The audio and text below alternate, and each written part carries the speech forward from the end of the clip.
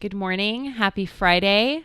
Great start to the weekend. It's a beautiful day outside. I am Veronica Ikosipanterhos, Director of Recruiting at Sizigi, and we are here with the one and only Tony Malz, founder of Sizigi, and now the shoe's on the other foot and I'm in the hot seat. You're in the hot seat. I'm asking questions to you today. So why don't we start with bare basics? What is Sizigi? Like, how did you come up with this concept? So just close your eyes for a minute. Do you want me to actually physically close my eyes? your eyes. Okay, let me close my eyes. Let's say you're driving home one night Got about it. 7:30, long day at work, then you receive a call. Mm-hmm. And that call has your boss on it, and the boss says, "Hey, we're looking to move in a different direction. Thank you for all your years. We wish you the best." Yeah. So you get home and you let it sink in, and what is the first thing you do? You have to fix your resume.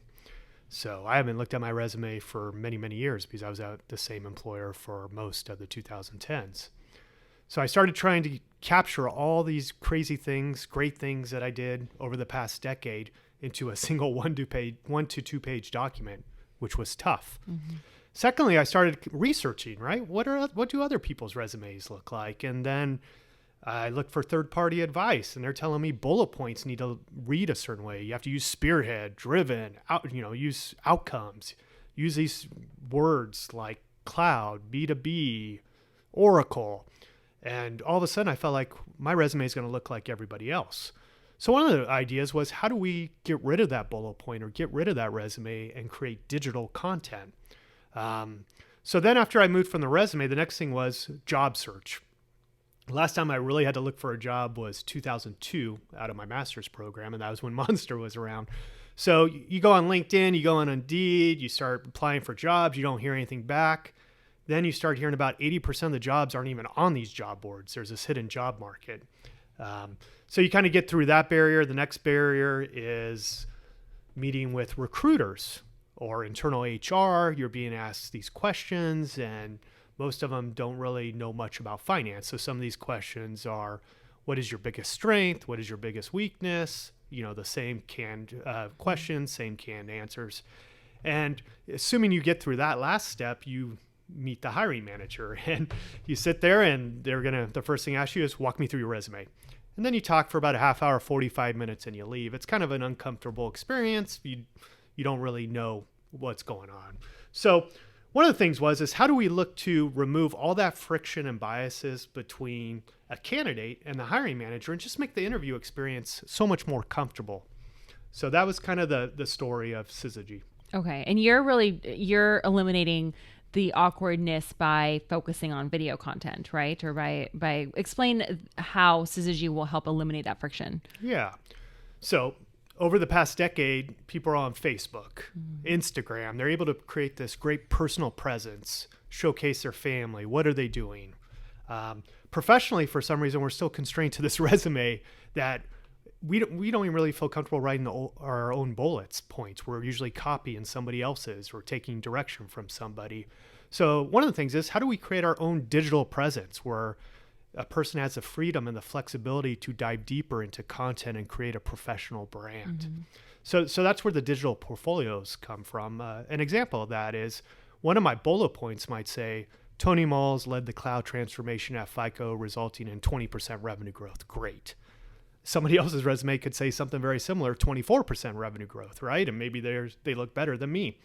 But imagine if I had the platform to create a 3-minute to 5-minute video where I talked about, here were the 5 things to help drive a cloud transformation. We had to move focus from total revenue to annual recurring revenue, move bookings from total bookings to annual contract value, and et cetera, et cetera. And now all of a sudden I'm really able to show my aptitude and communication skills on this topic.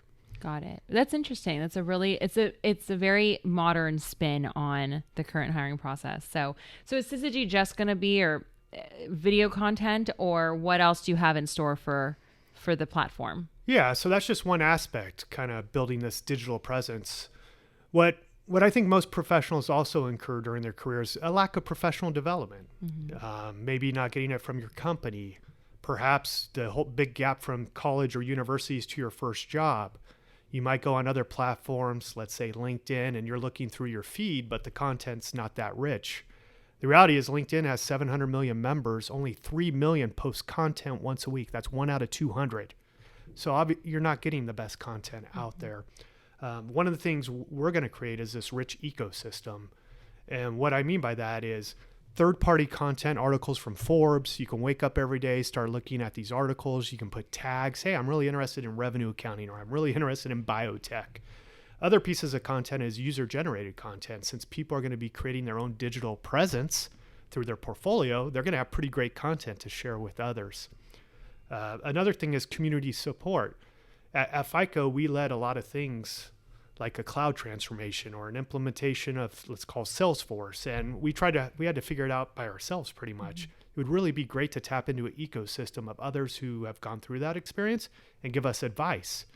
I think what we're going to realize over this next decade is we can rise all together by lifting each other up.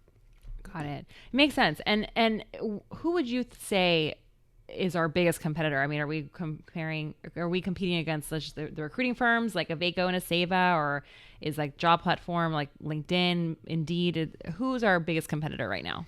Yeah, I think we're creating a new product category, and let me break that down to you. So let's talk about recruiting.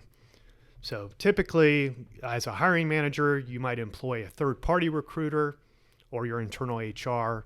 You post a job, you get inbound candidates that apply for the position, or a recruiter might use keywords to try and find candidates on LinkedIn, let's say. At the end of the day, all you're receiving is a bunch of resumes. And you as a hiring manager are going to have to make a decision off a resume and off a 30-minute, 1-hour interview. What we're looking to do is really evolve that experience. With members on our platform, they're able to create their own digital presence, a bunch of video content, and we're able to, as a recruiting firm, to be able to share that to the hiring manager. The hiring manager goes, wow, I wanted someone who knew revenue recognition. This individual talked 5 minutes about it, on how to implement it, how to think about strategically, price and package. I want to bring that person interview. Now, all of a sudden, when that candidate and that hiring manager meet, much of the awkwardness in a regular interview goes away, right? Because there's already this comfort that they know each other. The candidates already has their own digital brand, and that's themselves versus a resume. And the hiring manager has already seen that content versus trying to interpret the resume, whether they have that aptitude or not, basically testing them. Got it. Okay. No, that's interesting. I'm glad that we're able to disrupt, or I guess the focus is disrupting how things are done, and just, the cookie cutter way of hiring. So yeah. I'm really excited to get this thing rolling. And you, having been, you've been in a management position before, now you're the founder of Sizigi. How would you describe your management style? Yeah. And I'm going to rewind real quick because I want to talk about kind of the disrupting on the LinkedIn or Indeed side, right? So let's just take Indeed. Indeed has built what you would call a professional platform where people go on LinkedIn, probably because everybody tells them to go on LinkedIn, right? Mm-hmm. So everybody creates their professional profile there. A lot of the people go there to look for jobs or a job board. Like I talked about the feed earlier, only 1% of people post. And the reason why is your profile is public, right? All of a sudden you like it, your boss can see it. They can see when you update your resume. I was talking to a friend yesterday and who used to work at FICO, and we laughed because when he updated his profile picture on LinkedIn and some of his bullet points, everybody knew he was looking for a job. So some of the cool experiences that we're doing on Sizigi is where you can create your own digital portfolio like we talked about, but this is private to you. Nobody else can see it, which is fantastic. So you're able to build your brand and not worry about, wow, is my boss going to see this? Or are people going to see my content that I don't want them to see and they're going to judge me? Or am I going to post this content to the ecosystem and cross my fingers that I get likes or comments because I know that's how the algorithm works? Right.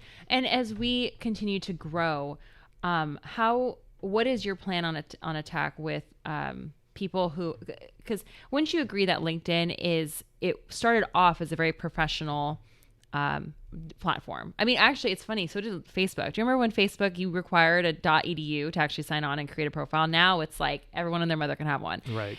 I feel like LinkedIn is kind of taking that approach as well now that it's been around for a while. Even with posts that I see today, it can get very political, very heated, there's a lot of debate, and it turns somewhat unprofessional and a little nasty sometimes. How are we going to avoid that on Syzygi's platform with that, ecosystem of interaction between professionals? How are we going to ensure that Syzygi's platform is truly only professional discussion? Yeah. So when you come in and create an account, you're creating your own digital content. So when you're creating a resume or digital content on, let's say, revenue recognition, it's already going to be ensured that it's rich content that you might share with the ecosystem. Secondly, is since our profiles are private, people are not going to be sending you messages trying to pitch you something. So right now, when I wake up every day on LinkedIn, I have probably 20 messages of people trying to sell me development services or recruiting services. So we'll remove that messaging. Third of all, we're going to have rich content from third parties that are finance and accounting related. If I go on my feed on LinkedIn, only 1% of people are posting. Like I said, there's not really third party articles coming in that are being fed. Last of all is you have content tags. On LinkedIn, you're able to see posts from anybody in your network, as well as if somebody likes somebody else's post, it shows up in your feed. Here, you're able to quickly segment on what you want in your feed. For example, hey, I'm really interested in software. I'm really interested in biotech. I'm really interested in FP&A, treasury.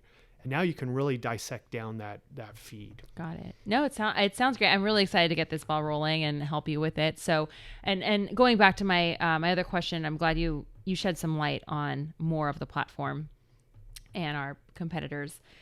But you being in management, how would you describe your management style? How you run a business, run a company? Yeah. So I've seen three main management styles through my career.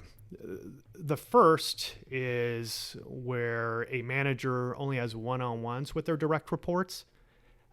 They don't even have a team meeting with their other direct reports, so it's always just one-on-one. And some of the shortcomings of that is you're not able to learn what your peers are doing in other departments. So let's say I'm in FP&A, I'm not learning what accounting's doing or tax because we're not even at the same meeting. And what you see there is probably not the greatest cohesion across those departments because you're not in sync or at those meetings together. Also, it makes it hard to do a succession plan, right? If you're not learning about the other departments. A second style that I see pretty common is a manager having a team meeting with their direct reports only. So maybe they meet once a week, they have 5 direct reports, they talk about some topics, and then they leave. And what happens there is the people underneath that meeting, or let's say the second layer down, a lot of times that manager doesn't relay the information from that meeting to them. So they're left not knowing a lot of stuff. The third one is a management style that I employed. It was a bit of a hybrid. First of all is I would have one-on-ones with my direct reports once a week, kind of update, hey, here's where I need your help, Tony, or here's what's hot. Secondly is with everybody on the team, all 25 people, is we'd meet once a month. We would either have a call or a lot of times go get coffee, kind of learn about them, like, hey, what's on your mind? What's going on personally? And we'd also talk about, here's where we see your career. You're really tracking well for that promotion at the end of the year. So they have a great understanding of kind of what their career is going to map out to. And last of all, believe it or not, I would have a weekly meeting with all 25 people in the room. And what this meeting typically would be is I would talk for 5 or 10 minutes. Hey, here's kind of the big strategic things that are important to all of you. Also, we would have team members present in that meeting so you could start learning about different areas. And what I was able to learn from there is who's preparing for these meetings, who's producing material, and those are really going to be your next generation leaders. Got it. No, that's great. And I think you have a good approach because every meeting that you have, whether it's a one-on-one with your person, one-on-one with a small group of people, or one-on-one with a large group, you're able to get feedback from various ways and different employees. So that's great. So what about your promotion rate? Like what is your stance on that? How do you promote from within? Yeah. So most companies maybe have a 15% promotion rate across the company. I'm a big believer in high performance, high reward. At my prior company, we had roughly 20 to 25 finance people, 4,000 people in the company, and let's call it 150 executive leaders. So the only way those 20 to 25 finance people were going to be able to support the business is they had to be strong themselves. And So you had to look for really kind of the best and brightest and people who could communicate well with the business. Secondly is, how do we as a finance department transform instead of just sending out reports? How do we do the business partnering? More importantly, there's a next evolution of finance, which is finance in the field, working with customers. When you actually meet with customers, listen to how they value your product, start selling that product to them, you're going to be able to take all that knowledge you're hearing from the customers and digest it and work fantastic with your internal business partners.